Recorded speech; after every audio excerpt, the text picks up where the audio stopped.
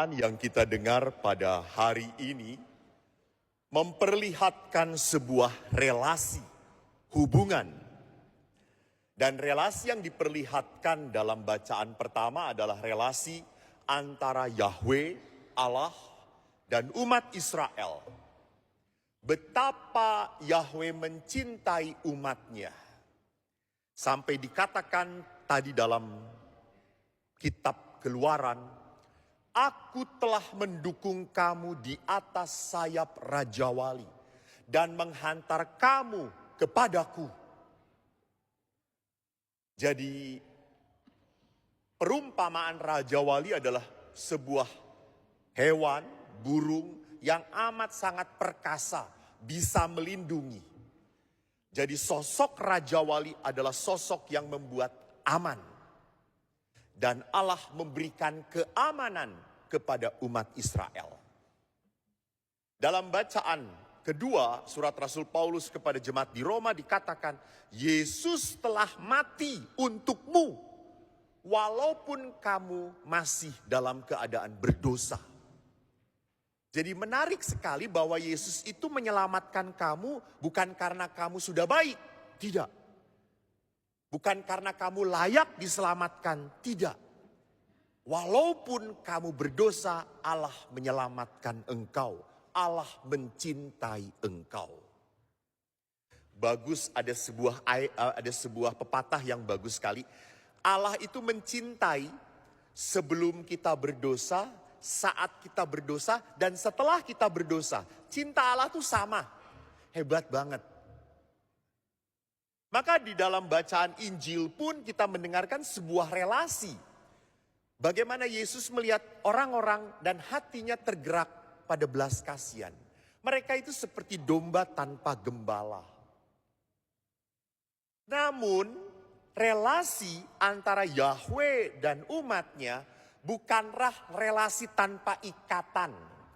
Atau sekarang sedang populer HTS. Hubungan tanpa status. Bukan hubungan tanpa status. Karena apa? Hubungan Israel dengan Tuhan adalah hubungan eksklusif dan mengikat. Hanya aku Tuhanmu, engkau umatku. Dan mengikat. Lihat tadi ikatannya. Jika kamu sungguh-sungguh mendengarkan firmanku dan berpegang pada perjanjianku, engkau akan menjadi harta kesayanganku. Ini ikatan. Lu setia pada gue setia pada elu. Itu kata-kata anak muda sekarang.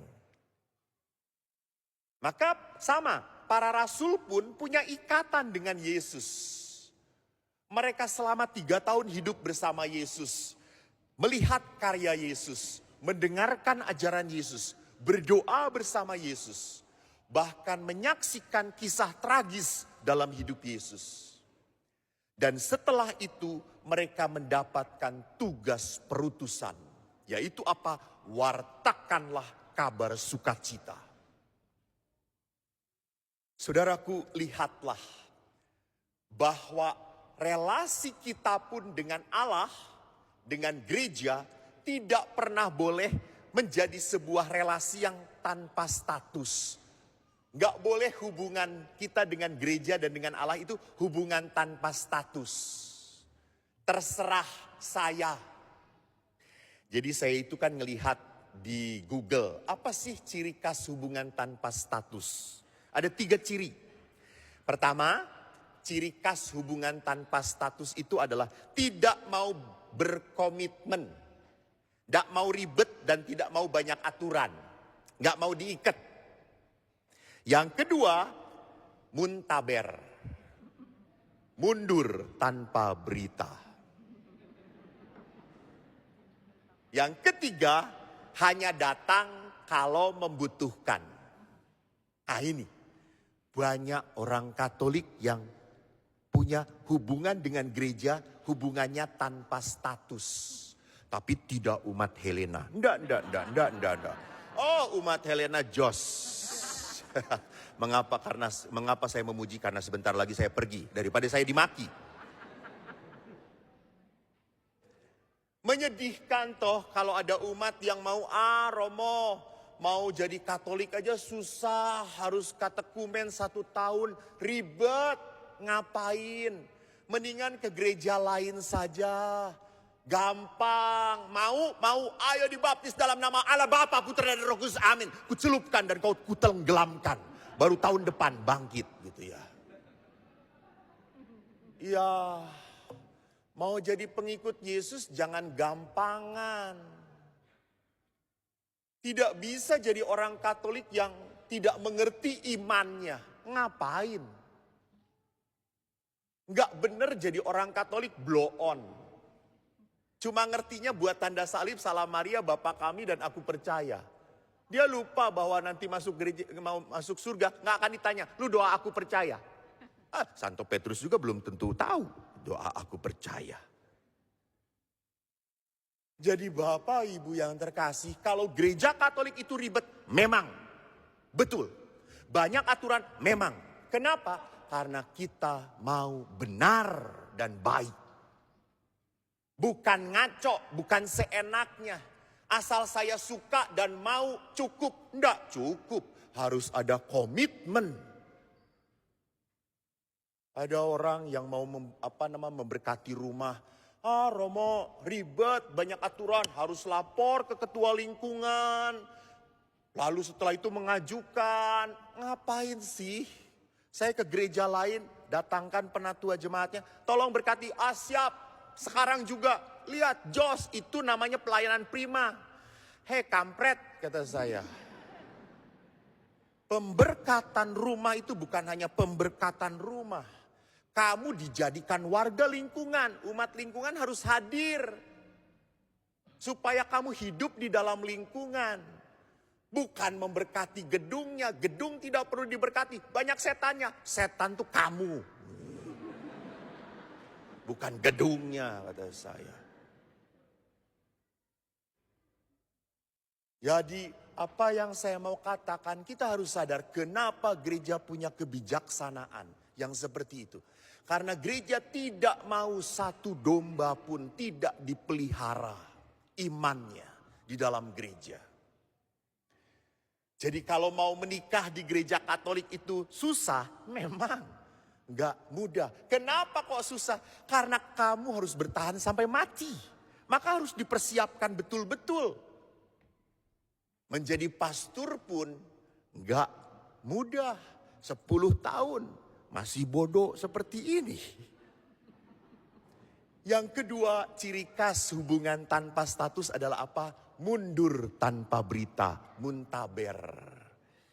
Banyak orang-orang itu sudah lama tidak ke gereja. Saya itu 3 tahun kan di sini. Tahun pertama sebelum pandemi, itu saya melihat itu ada. Pada saat pandemi nggak ada, ya nggak apa-apa, karena kan gereja ditutup. Setelah dibuka kembali, nggak datang-datang. Lalu saya tanya, ketemu kebetulan, saya tanya, masih Katolik kah? Masih Romo? Loh, kok nggak ke gereja? Libur dulu Romo. Ya Allah, ke gereja ada cuti saudara-saudara. Jadi silahkan Anda setahun sekali boleh cuti. Macam apa? Kita melihat ke gereja itu sebagai sesuatu kewajiban, bukan sebagai sesuatu kerinduan. Saya rindu untuk berjumpa dengan Allah. Saya rindu diberi makan oleh Tuhan. Ada orang Katolik juga yang muntaber karena apa? Tersinggung. Khotbah Romo Eko nyebelin. Saya nggak akan ke gereja sebelum Romo Eko pergi dari gereja ini.